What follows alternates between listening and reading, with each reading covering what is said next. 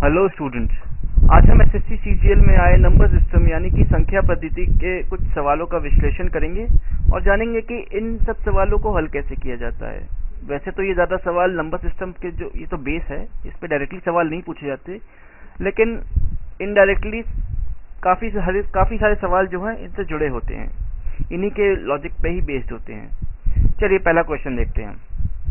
पहला क्वेश्चन है जो ये एक इक्वेशन दे रखी है, इसका मान निकालना है हमें। तो आप ट्राई करिए एक बार। ये एसएससी सीजीएल 2015 में आया था और सोल्यूशन देखने से मैं चाहूंगा कि एक बार आप ट्राई खुद से करें। तो पहली बात तो ये है कि 80% स्टूडेंट ने तो ये सवाल किया ही नहीं होगा।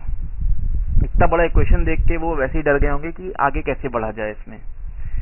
तो इन सब सवालों को हल करने का एक तरीका है जो मैं बताता हूँ आपको, जिसमें है कि ये टर्म हमें हमेशा सिंप्लीफाई करना है।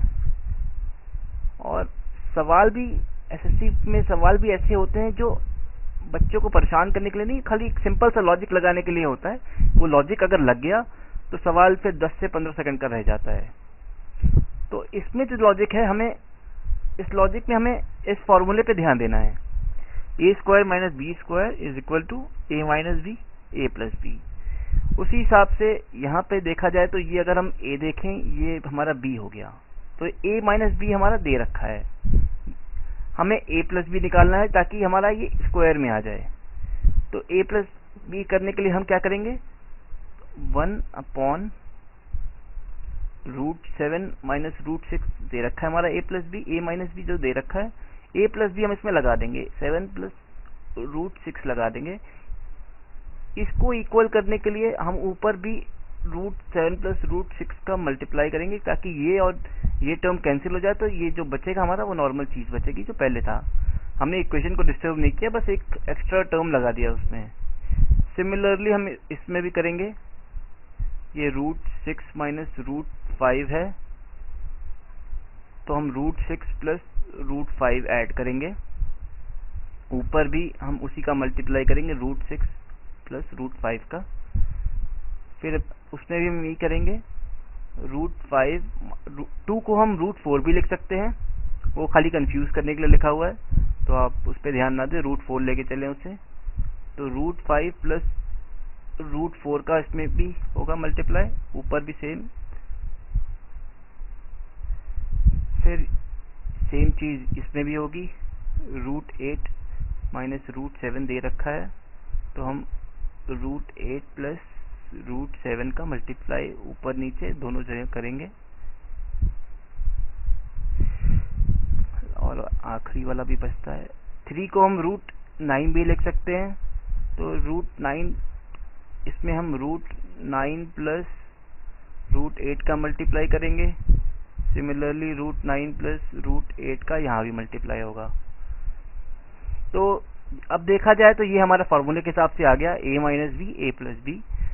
तो इसको हम लिख सकते हैं, पहले ऊपर वाला टर्म लिख लें। इसको हम लिखेंगे a square minus B square के फॉर्म में। तो a स्क्वायर हमारा क्या हो जाएगा, √7 का होल स्क्वायर 7 होता है, √6 का स्क्वायर 6 होता है, तो 7 माइनस 6 हो गया। यहाँ पे क्या बचा था, √6 प्लस √5 बचा है ऊपर। यहाँ पे 6 माइनस 5 हो जाएगा, प्लस √5 बाय √4 बचा है, तो यहाँ पे 5 माइनस 4 बचा है। यहाँ पे √8 माइनस √7 बचा है, प्लस अपॉन 8 माइनस 7 हो गया, प्लस √9 प्लस √8, और यहाँ पे 9 माइनस 8। तो नीचे वाले टर्म सारे 1 हो गए, तो खाली अब ऊपर वाला टर्म बचा हुआ है। तो हमारे जो थर्ड स्टेप में क्या होगा, हम ये ऐसे लिख सकते हैं, √7 प्लस √6 प्लस, सॉरी ये यहाँ पे माइनस है, तो यहाँ पे भी माइनस होगा। √6 हो गया, माइनस √5 हो गया, प्लस √5 हो गया, √4 तो 2 होता है, वापस हम 2 लिख दिया हमने, माइनस √8 माइनस √7 प्लस √9 जो होता है वो 3 होता है, और प्लस √8 लिख दिया। तो अब देखेंगे ये सब कट जाएंगे, √8 कट गया, √7 माइनस वाला प्लस के साथ कट गया, प्लस √6 माइनस √6 के साथ कट गया, माइनस √5 प्लस √5 के साथ कट गया।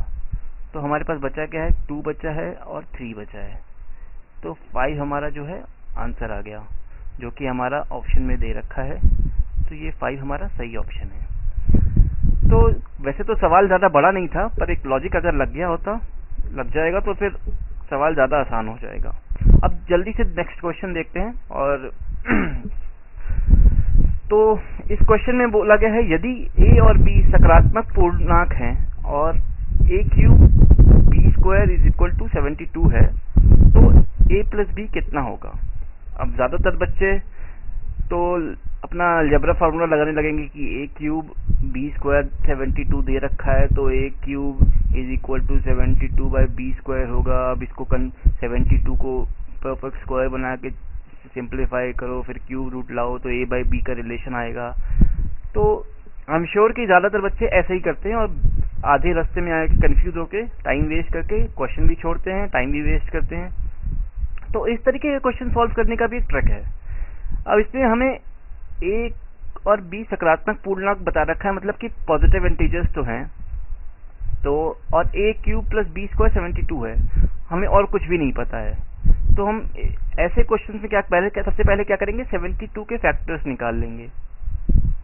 72 के फैक्टर्स निकाल लेंगे, जैसे कि 2 36 हो गया, 2 18 हो गया, 2 9 से गया, फिर 3 आ गया, और फिर लास्ट में 3 आ गया। तो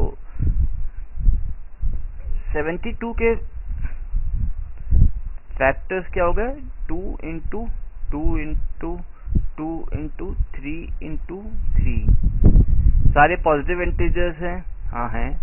और हमने अगर हम इसको 2 को a मान लें और 3 को b मान लें, तो हम देखेंगे कि 3 2 हैं और 2 3 हैं, मतलब कि ये जो कंडीशन है a³ और b² की, वो सेटिस्फाई हो रही है। तो फैक्टर्स से हमने दिखा दिया कि अगर हमने a 2 लिया और b 3 लिया, तो 3 2 भी मिल जाएंगे हमें और 2 3 मिल जाएंगे, मतलब कि a³ + b² = 72 सेटिस्फाई होता है। इसलिए हम a को 2 मान लेंगे और b को 3 मान लेंगे। इसी फिर और हमें निकालना क्या है, a + b, तो वो हो जाएगा 3 + 2, जो कि होता है 5।